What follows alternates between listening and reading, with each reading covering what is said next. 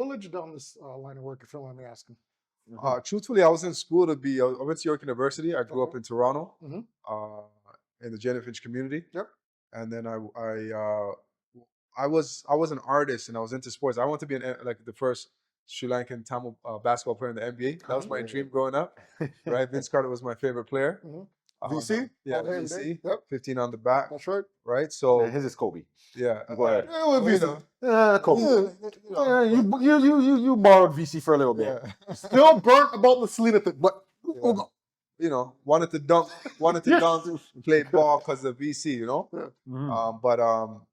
But yeah, so I was also gifted in arts. So I Mhm. went to like art school, and then when I went to university, I kind of was just took my parents' advice, like you could talk well, so just be a lawyer, kind of the the typical thing that like I would guess like the South Asian community kind of does. Mhm. So got into York University, studied to be like a criminal lawyer, Really? right? But like I graduated. I There was a lot of strikes and stuff. Mhm. So like I went to law and society after, changed my majors, and like really was juggling around so much different like confusion at that time, Mhm. but trying to figure it out. But I ended up graduating.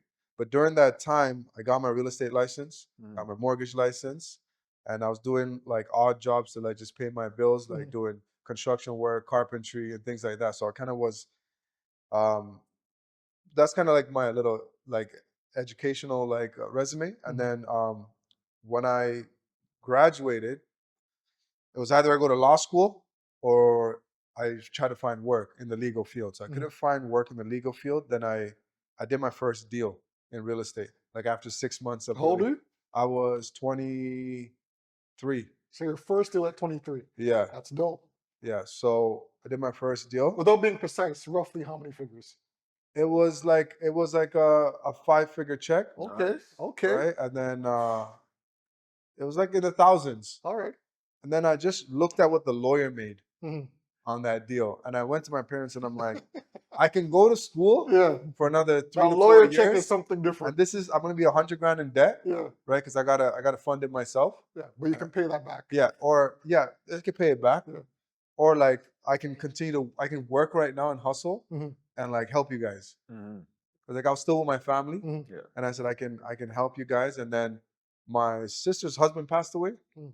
tragically, and there was my niece and nephew were there. So I said, you know what? My sister's like, you know what? If you can help me, and because she was in real estate, Okay. so she's the one that pushed me actually to get into real estate. So that should answer the question why I got into real estate. Mhm. It was something that was just kind of like I got put on. Yeah. Mhm. My sister put me on. Gotcha. I had to go through the courses and stuff. Mhm. But then I was a hustler. I knew sales, and then I knew about housing because I did construction. Mhm. So it kind of she's like, you'll be good at it. Trust me. Mhm. And I failed a lot of tests during the time because I was so young, and I was like, I was skipping university classes to go do real estate classes, and it was like I was really hustling and trying to figure it out. And then after her husband passed, I was like, okay, you know what? I won't go to law school. Mhm. I got my degree, Mhm. and let's just go full time. My parents are like, okay, you know what? Do this for a few years and then go back and be a lawyer. Their whole thing was my son should be a lawyer, Yeah. But then I never looked back. And I think the legal like education helped me dealing with the contracts. Yeah. Like I'm signing a lot of contracts with contract law, family law, Yeah. and things like that. So it kind of helped me in a way. Tell me about the real estate field, because I could be wrong, but there's so much people in real estate these days. How do you Yeah. differentiate yourself from other people that are doing the exact same thing? Like, for example, I work at a transit company, right? So many of them on the side do real estate. Like, there's lots of transit drivers that do real estate on the side. And I'm like, there's so many of you guys. How can I choose which one To go with. is the right real estate agent? So how do you Yeah. make yourself different from other people? I would say like I would try to put myself in front of them and talk to them. So I would if I had a chance to speak to them Mhm. or let them know like why they should choose me Mhm. if I get usually like I farm an area. So like I know that I'm not going to be able to work with everybody, Mhm. and I don't want to work with everybody. Mm. So like when I try to differentiate myself, I try to show them my experience. That's right. Show them that like I'll be able to like take your calls. I'll be able to see you. I have time for you. I'll be able to like, cater to your needs. Plus, it helps with your construction and your lawyer background, right? Yeah, A and then lot I'll of real tell estate them that. agents, a lot of real estate agents don't have that. Right. Don't have that on their resume. But what I learned is that like people will just go with who. There's some people like I realize. Okay, there's people that will interview like 5 agents or 3 agents or 1 agent. Like sometimes, like most of the times, I'm usually like I don't know the stats behind it, but like it's if you hired me, like if you called me to come see if okay, I'm gonna sell my house or I'm gonna buy my house, I usually get referrals. So the referral network I have is big. So like even if I don't put out flyers or anything, I'll still probably do 20, 30 deals a year just from like people refer me because of the service I've given them even from 10 years ago. Wow. Right? So now the way I differentiate myself, I would say is like when you're buying a house from me, you're getting an experience. Like I'm gonna teach you. You might become a real estate agent after because you're gonna learn so much from me. I'm gonna teach you, I'm gonna hold your hand, and I'm gonna make sure that you feel like you're not getting ripped off. You know every single thing that you're going through. Yeah. And before you even start, we're gonna make sure you're pre-approved and you know the process. Right. So going back to what you said, not only are you helping people out in their current position, but you're helping them out for the future as well, for the longevity. 100%. And that's what I tell them. I'm like, I'm gonna set you up right now so that this, like, you know what to do in 5 years, That's right. 10 years, 20 years, 25 years, 30 years. Amen.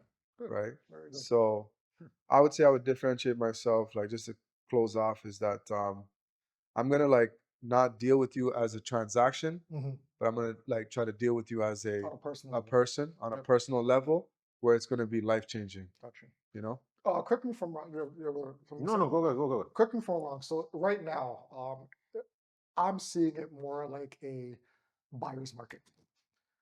Do you agree? Or Yeah, I agree with so you. housing right now to me is almost dirty cheap. Not I wouldn't say dirty cheap, but it's cheaper than it was during the COVID days. Absolutely. Do you think times are going to change within the next couple of years? Do you think it depends on the economy? Do you think the way that rates are sliding down slowly and slowly? Do you think we're going to get back to that 1 point level? Maybe The target is like 2%. So right now the Bank of Canada is lending at 2.5%. So we have a rate announcement in the end of October and in December. So if they drop it like a quarter point, like 0.25% more. So even though it's been dropping, the confidence has been dropping as well in the Canadian real estate economy with buyers, right, and investors. But smart money always moves when there's fear in the industry. So what I mean by that, rewind. Say that one more time. One more time. Those are words of genius. Say that one more time. Smart money moves when there's fear in the market. All right. So what I mean by that is that like right now there's a lot of speculation, there's a lot of fear, but there's so much deals out there. There's more power of sales than there's ever been. So which means that people are defaulting in their mortgages and the banks are taking their homes and they're selling them. And there's a lot of people who are in financial ruin. Like, yeah, because they've taken on too much credit card debt, outside debt, family, friends debt. And because of debt, when you borrow too much, you won't be able to maintain like mortgages and other things because maybe you had a variable rate mortgage, which went up too high because it was at the 1%, like 1.6, 1.7, and then it went to 6%, 7%. So you could have had a payment for like $1,600 and went up to like $7,000. So so we're seeing the trickle effect of that in the last 2 years.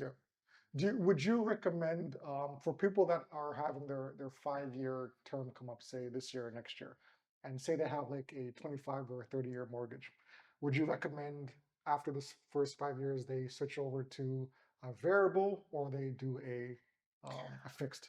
Right now, the smart thing to do and what to consider is since we're seeing that the banks are projecting cuts to take a variable rate mortgage.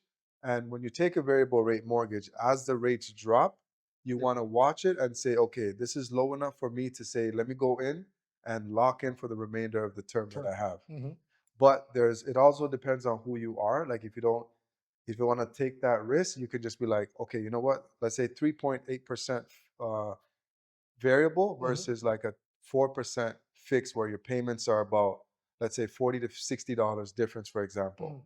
You can say, you know what? That's not a big of a difference. And even if it goes down to like 3.4%, Yeah. like I'm okay to take this fixed for 3 years.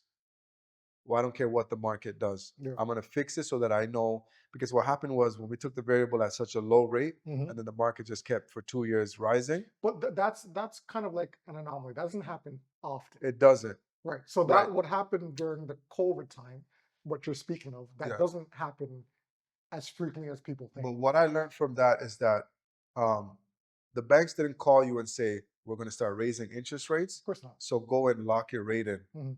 Right?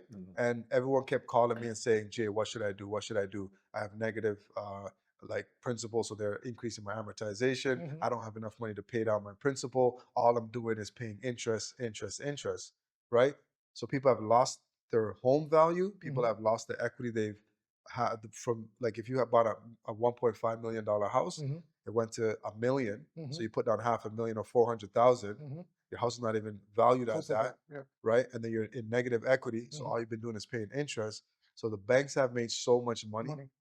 And the people that got caught up in purchasing in those peak times, bankrupt, consumer proposals, debt, divorce, like separation. It's caused so much.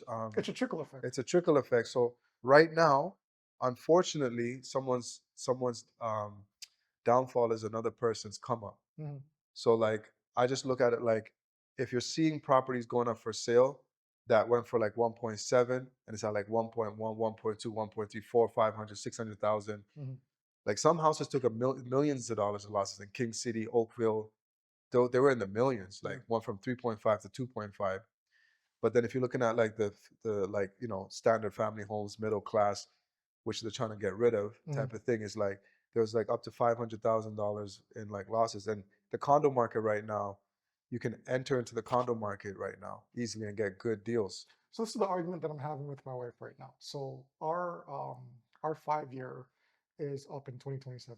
Okay. So I'm looking at it where, does it make sense getting another house, or would you want to? Because I like the condo lifestyle, to be honest with you. I don't mind going downstairs and like there's a gym, there's a convenience store, there's an entertainment room. You know what I mean? Yes, you have to go up and down elevators, but I don't mind that at all. You know what I mean? That's fine with me. Yeah. So for people that are right now on the fence of whether they should be getting a condo or a house, if you're in that stage where you're just making good enough money, would you say getting a house is a better investment as opposed to getting a condo? Like, what do you think? It all depends on what you can afford monthly, how much your down payment is, and your lifestyle, like where you are. Yeah. So her rebuttal is condos, even though it may be cheaper, you're still paying for other stuff on the side, like parking spots or your maintenance fee, right? Yeah, which doesn't go towards your mortgage, That's like right. your principal. That's right. But I would say like you don't have to mow your grass, you don't have to shovel the snow, you don't have to maintain the space, and that costs thousands of dollars sometimes, That's right? right. You don't have to fix your roof, and you have amenities. That's right. You have a gym, you have a sauna, you have a pool, you have security, you have all of that, right? So if you're entering the market, like it depends if you're single and if you're a couple or if you have one or two kids. But once you start running out of the space, like it all depends on the person, like, you know? So when you tell me, like, you know, should I buy a condo or a house? If you could buy a house for 400 and a condo for 400, I would say, Take the house. yeah, go take the house. Yeah. Because a house will appreciate more than a condo ever That's right. will, That's right. right? Yeah. But that's what I'm saying. Like, okay, now the house is 400, but it's an hour away. Versus the condo, it's in the city. Nearby your work. It's nearby your work. Yeah. So should I sacrifice 2-3 hours a day in commuting, but I can come home to a home versus, boom, 20 minutes I'm home, but I'm going into a condo, right? So I would say the pros and cons is we have to weigh it out and see each person's like lifestyle. Yeah. Real quick, sorry for Go ahead. real quick. So for people that have condos, right? You touched upon the appreciation value. how quickly do condos appreciate? Like say I buy a condo today for like 200 grand. Oh, sorry, 600,000. Right? Yeah. In like 5 years, how much would that appreciate to? We project like right now it should be at like 5 to 8% Mhm. appreciation. But if you see like certain years might have like a more of an appreciation than other years. Mhm.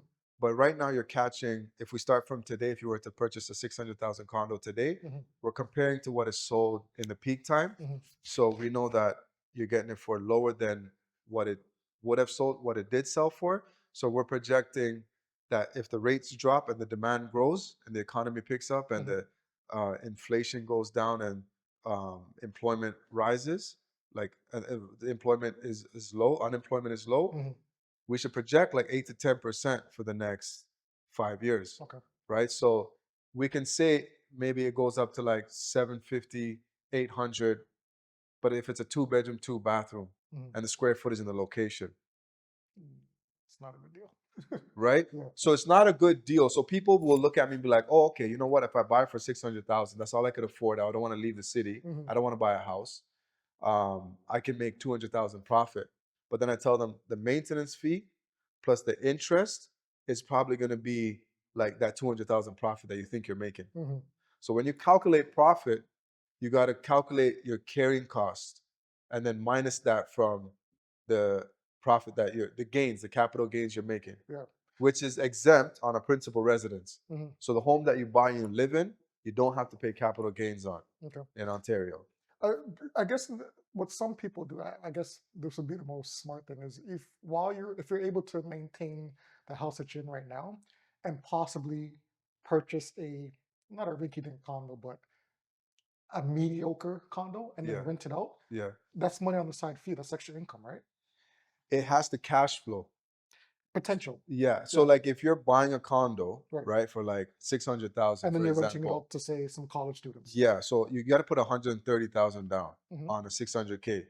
You're taking a 470,000 mortgage. Your payments might be like 2,500 with maintenance fees. Let's say your expenses are about 3,000 a month. Mhm. That condo has to rent for 3,000 a month to break So you even. make that even. To make money from it, it's got to rent for more than what your total expenses are. But 3,000, that's pretty much average for what people are paying right now. Yeah, so you got to make sure you're getting a 2 bedroom, 2 bathroom, 800 square feet and up with a Gotcha. parking, right? And the location has to give you that rental rate. Mhm. Mhm. So if I look at it like this, real estate could be a liability or an asset. Mhm. A liability is when you're putting hundreds of thousands of down. And you're not It's getting a lot of nothing. money. Yeah. And let's say if you're not breaking even, like it's zero, then it's just nil. Yep. Right? We're going to place it as just, we're going to bank on it rising up in appreciation. Mhm. But if you're now paying like, if your payments are like 3,500 and you're only getting 3,000 for rent, Mhm. you're paying 500 out of your pocket That's now. right. So now that becomes a liability, Mhm. right? Plus any things that goes wrong, like any damage that you have to Yeah, pay or for. the tenant, what if you have a tenant issue? That's Or right. if there's a leak? I know somebody that went through that same. I'm not going to name any names, but I know somebody that Yeah. went through that. Yeah, And it's a unfortunately, nightmare. it's an extreme nightmare. And it was an unfortunate situation. So. But I think like I just want to mention, like, you told me that you're in a condo and you're thinking, okay, we have a renewal coming up in 2 No, I'm years. in a house. You're in a house. Yeah. Sorry, you're in a house and you have a renewal coming in 2 years. You're maybe thinking like, okay, you know what? Should we buy a bigger house or do we, like, I don't know where you are, like downsize or upsize or. The goal in life is to always upsize. Okay. Right? But obviously, like you said, you have to, what you touched upon, you have to look at where you are in life at that point in time. Okay. Everybody wants to upsize. Definitely. Right? But do you have a basement that could be rented or is it already rented? it's rented. It doesn't Okay. have it's not a legal basement, whereas it doesn't have a side entrance. Okay. Um, But you're getting an income from the home you have. That's right. So if you want to get a next property, let's say, right? Mhm. Don't buy a condo. If you buy a condo and it breaks even, flip it in 2 years. If it goes up 100, 200,000. Got you. Because you didn't pay nothing after you paid your down payment. That's right. It carried itself. Mhm. It went up. Mhm. You sold it. Mhm. You paid your capital gains. Mhm. You made some profit. Mhm. If you want to build like real wealth, like long-term wealth, try to get like a multiplex unit, like a home that has like upstairs and downstairs, I think we were talking about that. right? Yeah. Where now you put 150,000 or 130,000 down, Mhm. but you're making like maybe 1,000 a month. Mhm. Now that can pay your that you take that money and pay down your home, That's right. or you just have an extra income, $12,000 extra income a year, Mhm. right? Which can be like a vacation, or like, so that's how you invest smartly. Like personally, I would buy a condo just because how low it's gone. Mhm. If I can get a really good deal, Yeah. but I'm more so like, if I buy a property, I don't look to sell. Like if I'm buying something, I'm looking to hold. So it has to generate. Like if I put 100,000 down, I need a thousand a month. And It's funny that you have the mentality because call it, I guess, I'm in the generation where, see, our parents, yeah, I don't know if your parents are the same, but when they bought a house, they bought to keep for a long time. exactly. I think this newer generation, they're all about flipping, buying, flipping. Yeah, And they want the instant gratification. that's right. Right. Now, I don't know if, to me, that's very risky, right? Especially in the market that it is right now, because you're not guaranteed you're going to make a substantial amount of money back. Plus, looking at the repairs that you have to do in that house, right? You have to keep up with that. Where is your mindset on people that continuously flip as opposed to people that buy a house and they stick in there? Like, which? Like I have clients that buy and like they buy and live there, and they sell every 2 years, Yeah. because they're working regular jobs, but the money that they make from their home is what they kind of like do all their extra stuff with, like invest in stocks and crypto and businesses and their children. Is that a safe route, you think? Um, it works for them, Okay. right? Because like their kids are grown, Mm. and they don't have to like moving and like selling and going. It works for them. Okay. So like if you have 2, 3 kids and you're changing schools every 2, 3 years, it might be a little tough. Yeah. You might, even though you're making money, you're not really establishing a foundation for your Stability. kids, like Yeah. your kids, right? Yeah. So I think it all depends on like your goals in life, you know? Yeah. Like my goal personally is to be mortgage free, right? Because if something were to ever happen, or the economy like Crashes. crashes or something happens, most people are paying rent or mortgage. Yeah. So now if you don't have like a mortgage and you go to work, or something happens to you, you don't need to try to figure out too much, because now you're not paying $3, $4, $5, $6,000 a month to keep your home. Yeah. You have Right, some so- sort of nest egg that you can Yeah. rely on. And I tell people renting is not bad, but as long as you invest your money. Like I have clients that rent, but they have 2, 3 properties. So the thing about home ownership is like you don't need to live in the home you own. But Jay, we live, the Caribbean background. Like No, the Caribbean 100%. parents are like, you gotta own this piece of land, you gotta own this land, you Right, gotta own this land. right. You can ask any Caribbean parent; they don't really believe in renting. They believe in, I guess, it's because of the background that Yeah, they grew up in. yeah. I don't want to, slavery has a part to do in it. So when they have a chance to own land, they see that you have to hold on to that and don't give it up, Yeah. as opposed to continuing to pay someone else to live under your No, roof. I agree. But like as I got older and I got kids and family and stuff, and then seeing what happened with them, I've been through 2, 3 crashes now, right? And I just, when people talk about profit, they don't deduct the interest that they've paid to the bank, and like the carrying costs and the maintenance. So I tell people, I'm like, investing is you have to know how to invest. Like a home, to me, that you live in is not an investment, What do you because mean that? What do you mean? you're going to work, Yep. and how much of your income is servicing this home, A good portion. right? Yeah. So how is that an investment? You just have a home that you love, that you live in, and that you enjoy, but it's When not. you can. Yeah, when you can. Yeah. But if you keep it for like let's say you're on a 3-year term, like you have 2 more years left, how much interest is going to the bank? How much, like the bank owns more of, the goal is to be owning more of the home than the When the bank does, That's right. right? Then it can turn into more of a, that's why I tell people, I'll ask you guys a question, I'll revert it to you guys, right? All right. If you guys, let's say you had $500,000 owing on your mortgage right now, right? And you win $500,000 lottery. 2 options I'm going to give you. Would you pay off your mortgage in full, or would you buy a property that gives you enough income to pay your monthly mortgage? So my initial answer right away would With be a to big pay off, one. pay off my mortgage. But the smarter one. That- that's that's, a good that's answer. my initial answer. That's a good Yeah. answer. Yeah. How about you? Remember, this thing has been hanging over your head for No, a no, while. okay, that's your answer. What's your answer? Let me break it down a little bit. Like you're buying Number another piece two of. would probably be the smarter one, because you can still continue, you can still pay off and still keep making money Okay, so you're gonna go with with it. number two. I go with number one.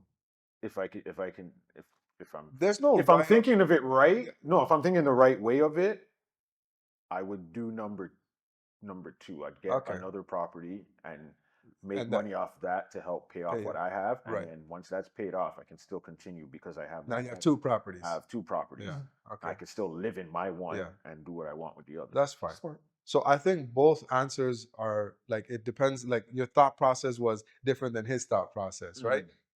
Like I look at it like as you get older, like you might not want to take on like maintaining a property. Yeah. And like you know, it takes like knowledge and skill to like buy the right investment. Mhm. But I did a survey the other day and I asked about like 25 people the same question, and the ages was about 25 to 45, and everybody said buy a property that brings in income to pay off the monthly payment on their mortgage. Jerk. Right? No, but I get what you're, no, But I looked at I the would age go with group. yours I looked too. at the age group, right? Yeah. And they want to build their portfolio, create like they want to buy another property and have an income generating. They were okay to carry debt. They got That was time. like the consensus. Like they were okay carrying debt, hustling, working. Because they look at the time. Yeah, but then the guys that were older Yeah. said, Paid it no, off. hell no. Mhm. I'm Yeah. paying off my mortgage and I'm mortgage free. I can retire. Yeah. Whatever I'm bringing And home, that's where I'm going from. whatever That's what I'm I'm saying. bringing Like, home it all now depends, yeah. is my income that doesn't need to go to my house, That's and I've saved on all this interest that these guys are gonna pay, which Yeah. I don't have to pay. Mhm. So when we talk about like age group and the decisions behind the answers, it's the stages in life you're in. Yeah. Which so that's why I wanted to you guys to, if I get that same money, I'm paying off my house. No, that Right? it's That- like either but answer. before, if Either you asked me answer. this question 5 years ago, before I got married and all that, Mhm. it was for me, I would have been number two. Yeah. Buy properties here, there, and get income, this and that. But then I started to look at the numbers and be like, okay, you know what? This doesn't make no sense. Mhm. Pay off your house as fast as you can. Mhm. Because once you pay off your house, all the Everything's- money you're making now you can save, now you can invest, and you can do other things than real estate. Like Bitcoin outperformed real estate in the last 10 years. Think about that for a second. Right? There's other avenues that you can look at that have created millionaires and billionaires. But everybody reverts back to real estate. Yeah. So once they make that money in stocks, Bitcoin, and all these things, they go buy multiplexes, plazas, things that generate like real income. Yeah. Right? So that's what I'm saying. Like there's no right answer. It all depends on the stage you're in. Yeah. Right? Because Where I you definitely feel would like, be the first one too. oh, my house is paid now. I'm going to work. I'm happy. At the end of the month, Because I know what's coming. Yeah. Yeah, it's now my mine. income is there. Like, what do I do? Exactly. Like you can actually plan to Right? do Now something the and rental do it. income, you're like, do I need to rent this or kick out my tenant? Right? Yeah. So now you get more money. Yeah. So once you can save more money, now you can invest. So the key here to everyone is like, once you can start saving money and you can be debt free, then you can start investing. Yeah. Knowledge. Jay, knowledge. Right? One piece of advice that you would give, just one final advice you would give new home buyers going into the market right now, if you had to pick one thing to do. Home buyers. So I would say get a FHSA account, like first home buyer saving account. So you can save $8,000 a year up to 5 years to 40,000. And when you withdraw the money, it's tax free and it's also tax deferring account. Okay. So you can write that off each year. It works differently than TFSA and RRSP. So it's like if those two combine with their benefits, you got the FHSA account. You can go to your bank and open that and put your money in there. The only downfall is that you can't, like if you already have 40,000, you're ready to buy a home, it can't all go in there at one time. They have like a contribution limit. So what I would say is have a GIC, open cashable GIC, and put like some of the money in there. Put the money in FHSA account. Put some money in, if you have money in your RSP, if you have an employer that contributes to it. It's good to have a registered account because they match your contributions. And GICs are relatively safe, right? GICs are relatively safe. Mhm. They accumulate like they accrue interest at like 3.5 to 5%. Mhm. So your money's not just sitting there; it's growing a little bit.